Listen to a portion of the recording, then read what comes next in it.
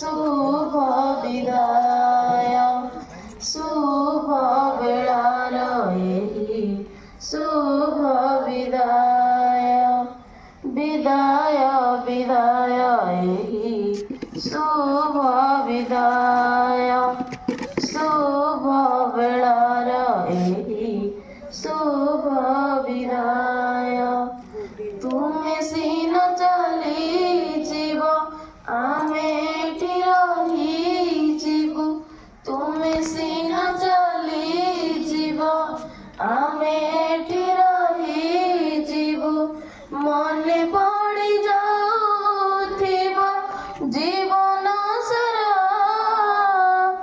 विदाय विदाय एही शुभ विदाय शुभ बेलार एही शुभ विदाय होइथिला मो साहा भरोसा लिभिगला आमरी आशा होइथिला मो साहा भरोसा लिभिगला सबु आमरी आशा तुमे चली गला परे एक होई जीवु आमे तुमे चली गला परे एक होई जीवु आमे रहिथिलु आमे परे मने स्मृति होई विदाय विदाय एही शुभ विदाय शुभ बेलार एही शुभ विदाय पाइथिलु आमे स्नेहर परस देइथिल केते भल उपदेश पाइथिलु आमे स्नेहर परस देइथिल केते भल उपदेश एई अगणार माटी एई बगिचार फूल एई अगणार माटी एई बगिचार फूल तुमे चली गला परे झुरिब अनुष्ठान विदाय विदाय एही शुभ विदाय शुभ बेलार एही शुभ विदाय तुमे सीन चली जीव आमे एठी रही जीवु तुमे सीन चली जीव आमे एठी रही जीवु मने पड़ी जाउथिब जीवन सारा विदाय विदाय एही शुभ विदाय शुभ बेलार एही शुभ विदाय विदाय विदाय एही शुभ विदाय शुभ बेलार एही शुभ विदाय विदाय विदाय एही शुभ विदाय शुभ କହିବାର ସୁଯୋଗ ମିଳିଥିବାରୁ ମୁଁ ନିଜକୁ ଧନ୍ୟ ମନେ କରିଅଛି। ବିଷ୍ଣୁପ୍ରିୟା ଦିଦି ହେଉଛନ୍ତି ଆମର ପ୍ରିୟ ଏବଂ ଏକ ମା ଓ ପରିବାରର ସଦସ୍ୟ ଭଳି। ସେ ଆମକୁ କୌଣସି ପାଠରେ ଅବୁଝା ରଖନ୍ତି ନାହିଁ, ଯାହା ପଚାରିଲେ ମଧ୍ୟ କହିଦିଅନ୍ତି। ତାଙ୍କର ଗପ ଓ ଗୀତ ଆମକୁ ବହୁତ ଭଲ ଲାଗେ। ସ୍କୁଲରେ ଯେତେ ସବୁ ଶିକ୍ଷକ ଶିକ୍ଷୟିତ୍ରୀ ଅଛନ୍ତି ସମସ୍ତଙ୍କ ଭିତରୁ ଆମକୁ ବିଷ୍ଣୁପ୍ରିୟା ଦିଦି ବହୁତ ଭଲ ଲାଗନ୍ତି। ସେ ଆମ କ୍ଲାସରେ ଓଡ଼ିଆ ପଢ଼େଇଥାନ୍ତି। ଓଡ଼ିଆରେ ଗପ ଓ ଗୀତ ଭଲ ଭାବରେ ବୁଝାଇ ଆମକୁ ୟୁଟ୍ୟୁବରେ ମଧ୍ୟ ସର୍ଚ୍ଚ କରି ଦେଖାଇଥାନ୍ତି। ତେଣୁ ମୁଁ ତାଙ୍କୁ ବିଦାୟ ସମୟରେ ଧନ୍ୟବାଦ ଦେବାକୁ ଚାହିଁବି ଯେ ଆପଣ ଆଉ କେବେ ସମୟ ମିଳିଲେ ଆମକୁ ଦେଖା କରିବାକୁ ଆସିବେ। ଏତିକି କହି ମୋର ବକ୍ତବ୍ୟ ଶେଷ କରିହେଉଛି।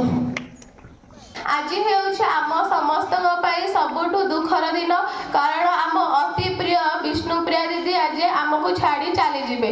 ଆଉ ତାଙ୍କୁ ଆମେ ଏହି ବିଦ୍ୟାଳୟରେ ଦେଖିବାକୁ ପାଇବୁନି କି ତାଙ୍କ ନାମ ଧରି ଏହି ବିଦ୍ୟାଳୟରେ କାହାକୁ ଆମେ ଡାକି ପାରିବୁନି। ତାକେ ଆମକୁ ଚତୁର୍ଥ ଶ୍ରେଣୀ ଠାରୁ ଅଷ୍ଟମ ଶ୍ରେଣୀ ପର୍ଯ୍ୟନ୍ତ ଇତିହାସ ବିଷୟ ପଢ଼ାଉଥିଲେ। ଦିଦି ଆମକୁ ବାରମ୍ବାର ଗୋଟେ କ୍ୱେଶ୍ଚିନ୍ କି ବୁଝାଉଥିଲେ ଏବଂ ଦିଦିଙ୍କ ପାଖରେ ସମସ୍ତ ପିଲା ପଢ଼ି ବଡ଼ ବଡ଼ ମଧ୍ୟ ଚାକିରି କଲେଣି। ଏ ବିଦାୟ ଦିନ ବୁଝୁ ନାହିଁ ଜମା ଏହି ଅବୁଝା ମନ, ସମୟ ତ ଦେଲା ଆଣି ବଡ଼ କଷଣ, ସମୟ ତ ଦେଲା ଆଣି ବଡ଼ କଷଣ, ଭୁଲି ତ ପାରୁନୁ ସେହି ଅଭୁଲା ଦିନ। ତୁ ସ୍କୁଲରେ ମଧ୍ୟ ସେ ଆମ ଭୁଲକୁ ସୁଧାରି କିଛି ନୂଆ ଶିଖାନ୍ତି।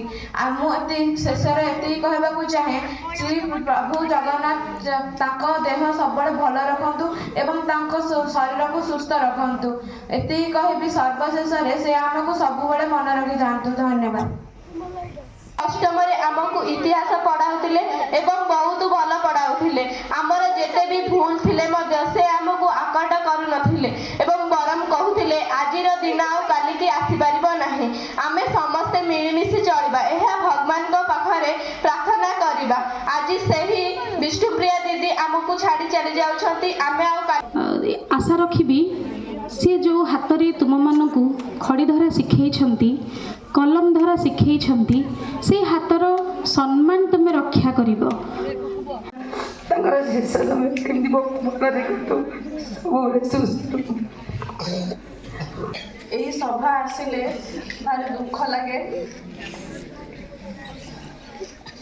ଦିଦିଙ୍କ ସହିତ ପ୍ରାୟ 5ରୁ 6 ବର୍ଷ ମିଶିକି କାମ କରିଛୁ ଏ ସ୍କୁଲରେ। ଆଉ ଶିକ୍ଷକତା ଗୋଟେ ଏଇଭଳିଆ ପ୍ରଫେସନ୍ ଯେଉଁଟା ଯେତେବେଳେ ଦିଦି ମୁଁ ପରେ ଭାବିପାରିବ ବୋଧେ, ଯେତେବେଳେ ସେ ବିଦ୍ୟାଳୟ ଅବସର ପରେ ଘରେ ବି ଥିବେ, ତାଙ୍କର ମନୋଭାବଟା ସବୁବେଳେ ବିଦ୍ୟାଳୟର। ଯେତିକି ଚିହ୍ନିଛି ସେ ବହୁତ ସ୍ନେହଶୀଳା, ପିଲାମାନଙ୍କ ପାଇଁ ବି ଆଉ ତାଙ୍କଠାରୁ ଛୋଟ ଆମେମାନେ ଯିଏ ବି ଅଛୁ ସେମାନଙ୍କ ପାଇଁ ବି, ଆଉ ବଡ଼ମାନଙ୍କ ପାଇଁ ତ ସେ ସବୁବେଳେ ତାଙ୍କ ମନରୁ ଭଲ ହିଁ ଚିନ୍ତା। ଆମେ ସମସ୍ତେ ସରକାରଙ୍କ ନିୟମରେ ବନ୍ଧା, ସମସ୍ତଙ୍କ ଜୀବନରେ ଏହି ଦିନଟି ଆସିବ। ଦିଦିଙ୍କ ସହିତ ଦିଦିଙ୍କୁ ମୁଁ ଗୋଟେ ବଡ଼ ଭଉଣୀ ବୋଲି ଭାବିଥାଏ। ଆଜିଠୁ ଦିଦି ମୋର ଗୋଟେ ବଡ଼ ଭଉଣୀର ଅନୁପସ୍ଥିତି ମୁଁ ଆଜିଠୁ ଅନୁଭବ କରିବି। ସବୁ କ୍ଷେତ୍ରରେ ମାନେ ଅଫିସିଆଲି ଡକୁମେଣ୍ଟ ହଉ ଦେବାରେ ଦିଦି ମୁଁ ଯିବିନି ବିଲ୍ ଦେବାକୁ, ଆପଣ ବଡ଼ ଆପଣ। ସ୍କୁଲ ପାଇଁ ଯେତିକି ସମୟ ଦେଇଛନ୍ତି, ପିଲାମାନଙ୍କ ପାଇଁ ଯେତିକି ସମୟ ଦେଇଛନ୍ତି, ଆମକୁ ଯେତିକି ସମୟ ଦେଇଛନ୍ତି, ସେଥିପାଇଁ ସେମାନଙ୍କୁ ବହୁତ ବହୁତ ଧନ୍ୟବାଦ। ଆଗାମୀ ଭବିଷ୍ୟତ ତାଙ୍କର ସୁଖରେ ବିତୁ, ସେଇଟା ହେଉଛି ଆମର କାମନା। ଯେତେବେଳେ ବି ମୋର କିଛି ଅସୁବିଧା ହେଇଛି, ସନ୍ଧ୍ୟାବେଳେ ବିଷ୍ଣୁ ଦିଦି ଯାଇକି ମୋ ରୁମ୍ରେ ପହଞ୍ଚିଥାନ୍ତି। ଏମିତି ଇଏ ବି ଗୋଟେ ସମୟର ପରିବର୍ତ୍ତନର ସୀମା ଏବଂ ଗୋଟିଏ ସମୟ ସରିଲା ଏବଂ ଆମେ ଏଇଟା ଭାବୁଛନ୍ତି ସରିଗଲା ଚାକିରି କାଳ। ନାହିଁ, ଏଇଠୁ ଗୋଟେ ନୂଆ ଜୀବନ ଆରମ୍ଭ ଏବଂ ମୁଁ ଈଶ୍ୱରଙ୍କ ନିକଟରେ ପ୍ରାର୍ଥନା କରୁଛି ଆପଣଙ୍କର ଏହି ନୂଆ ଜୀବନକୁ ଆପଣ ଉତ୍ସାହିତ ସେହି ଆରମ୍ଭ କରନ୍ତୁ, ଆଉ ଆଡ଼ଭେଞ୍ଚରିୟସ୍ ହୁଅନ୍ତୁ, ଏକ୍ସାଇଟେଡ୍ ରୁହନ୍ତୁ ଏବଂ ଈଶ୍ୱରଙ୍କ ନିକଟରେ ପ୍ରାର୍ଥନା ଆପଣଙ୍କ ଆସନ୍ତା ଜୀବନ ସୁଖମୟ ହେଉ, ଚଲାପଥ କୁସୁମିତ ହେଉ। ଧନ୍ୟବାଦ। জীবন এমিতি নাটকটে বন্ধু লেখি পড়ি বুঝি পারিলে হেলা, লেখি পড়ি বুঝি পারিলে হেলা, শব্দ ଯୋଡ଼ିଲେ। ସାଇକୋଲୋଜିକୁ ତାଙ୍କର ମନୋବିଜ୍ଞାନକୁ ସେ ବହୁତ ଭଲରେ ବୁଝନ୍ତି। ତେଣୁକରି ମୁଁ ଭାବୁଥିଲି ବୋଧେ 5ମ ଶ୍ରେଣୀ ପିଲା ତାଙ୍କୁ ବହୁତ ମିସ୍ କରିବେ। ଆଉ ତାଙ୍କ କ୍ଲାସକୁ ଯେତେବେଳେ ଆପଣ ପଶିଯିବେ ଦେଖିବେ ସବୁ ପିଲା କିଛି ନା କିଛି କାମ କରୁଥିବେ, ସମସ୍ତେ ଏନଗେଜ୍ ଥିବେ ଆଉ ସମସ୍ତଙ୍କର ନଜର କେବଳ ବିଷ୍ଣୁ ଦିଦିଙ୍କ ଆଡ଼େ ଥିବେ ଯେ ସେ କ'ଣ କହୁଥିବେ। ଆଉ ବାଡ଼େଇବାରେ ତ ମୁଁ ଆଜି ଯାଏଁ ଦେଖିନି ସେ କୋଉ ପିଲାକୁ ମାନେ ରାଗରେ ବାଡ଼େଇଛନ୍ତି, କୋଉ ପିଲା କାନ୍ଦିଛି ତାଙ୍କ ପାଇଁ। ମୁଁ ବର୍ତ୍ତମାନ 6 ବର୍ଷ 6.5 ବର୍ଷ ଭିତରେ ସମୟର ବିଡ଼ମ୍ବନା ଆଜି ସେହି ସମୟ ଆମ ନିକଟରେ ଉପସ୍ଥିତ 60 ବର୍ଷ ଅତିକ୍ରମ କରିଥିବା ହେତୁ ଦିଦିଙ୍କୁ ଆଜି ଆମେ ଆନୁଷ୍ଠାନିକ ଭାବରେ ବିଦାୟ ଦେଉଛେ। ତେଣୁ ଆଶା କରିବା ଆମର ପ୍ରତ୍ୟେକ ସ୍କୁଲ ପ୍ରୋଗ୍ରାମରେ ଦିଦି ନିହାତି ଆମମାନଙ୍କ ପ୍ରତି ସେହି ସ୍ନେହ ଏବଂ ଶ୍ରଦ୍ଧା ଅଜାଡ଼ି ଦେବା ପାଇଁ ନିହାତି ଆସିବେ। ପିଲାମାନଙ୍କ ଉପରେ ତାଙ୍କର ଆଶୀର୍ବାଦ ରୂପକ ହାତ ନିହାତି ରଖିଥିବେ। ତେଣୁ ପ୍ରତି କ୍ଷେତ୍ରରେ ଯଦିଓ ପ୍ରତିଦିନ ଦିଦିଙ୍କ ଠାରେ ଦେଖିବାକୁ ମିଳିବନି, କିନ୍ତୁ ଆମର ବିଶେଷ ଅକେଜନ ଗୁଡ଼ାକରେ ନିହାତି ସେ ଆସି ଆମ ଗଣରେ ଉପସ୍ଥିତ ରହିବେ ଏବଂ ସେଇଭଳିଆ ତାଙ୍କର ଉପଦେଶ ଆମମାନଙ୍କୁ ସଦାସର୍ବଦା ଦେଉଥିବେ। ବିଷ୍ଣୁ ଦିଦିଙ୍କ ସହିତ 2006ରୁ ମୋର ପରିଚିତ ରହିଛି। ଏକାଠି ଆମେ ଟ୍ରେନିଂ ନେଉଥିଲୁ। ଆଉ ବ୍ରହ୍ମା ବିଷ୍ଣୁ ମହେଶ୍ୱର ଆମର ଯେଉଁ ହିନ୍ଦୁ ଧର୍ମ ତତ୍ତ୍ୱ ଅନୁସାରେ ସେ ହେଉଛନ୍ତି ହାଏଷ୍ଟ ଗଡ୍ ଆମର ହିନ୍ଦୁ ଧର୍ମରେ। ସେଇ 3 ଜଣଙ୍କ ମଧ୍ୟରୁ କିଛି ବି ସତ୍ତା ରହିଛି ବିଷ୍ଣୁ ବାପାଙ୍କ ପାଖରେ, ଯେଉଁ ବିଷ୍ଣୁ ପାଳନ କରନ୍ତି, ବ୍ରହ୍ମା ସୃଷ୍ଟି କରନ୍ତି ଆଉ ମହେଶ୍ୱର ସଂହାର କରନ୍ତି। ଆମର ଅତି ଆଦରର କୁନି କୁନି ଛାତ୍ରଛାତ୍ରୀମାନେ ଆଜି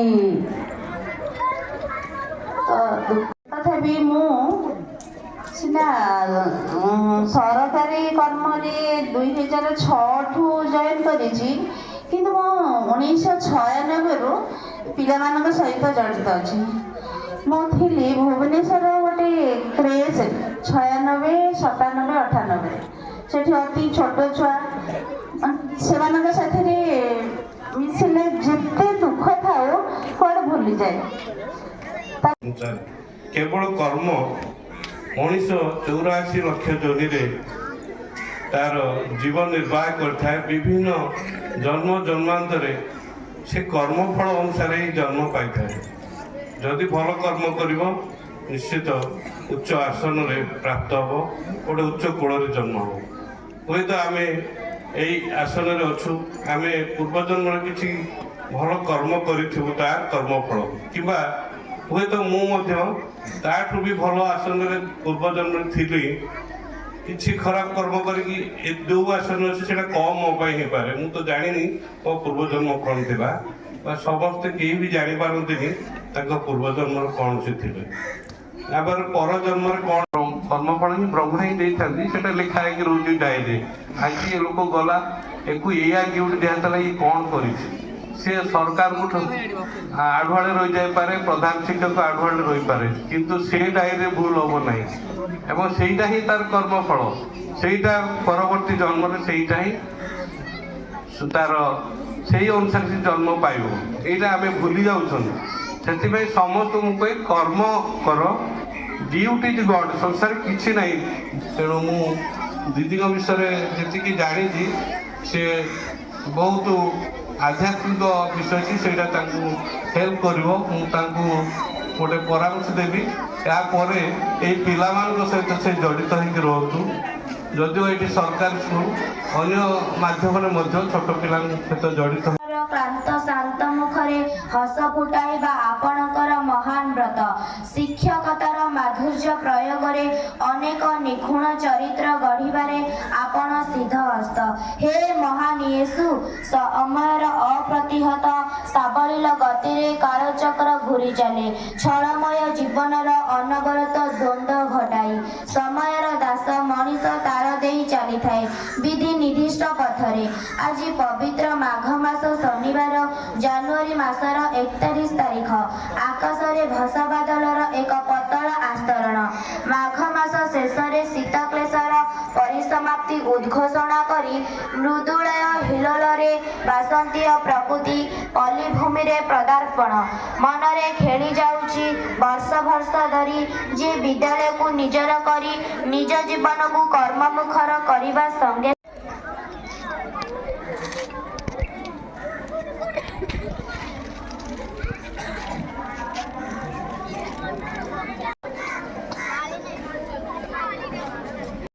ଦୁଃଖ ସୁଖ ସୁନ୍ଦର ଦୁନିଆର ପରିଧି ଭିତରେ ତାହାର ଯେତେବେଳେ ଅବସର ନିଏ ସେତେବେଳେ ବୁଝେ ବରିଷ୍ଠ ନାଗରିକର ମହତ୍ଵ।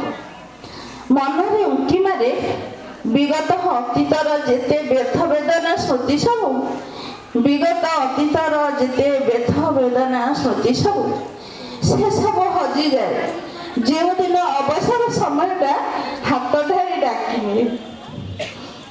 ଯେଉଁଦିନ ଅବସର ସମୟଟା ହାତ ଧରି ଡାକିନିଏ ନିଜର ଇଲଟା ଭିତରେ ସତରେ ମଣିଷ ଜୀବନର ପ୍ରତିଟି ଅଧ୍ୟାୟର ଅନ୍ତ ଘଟେ।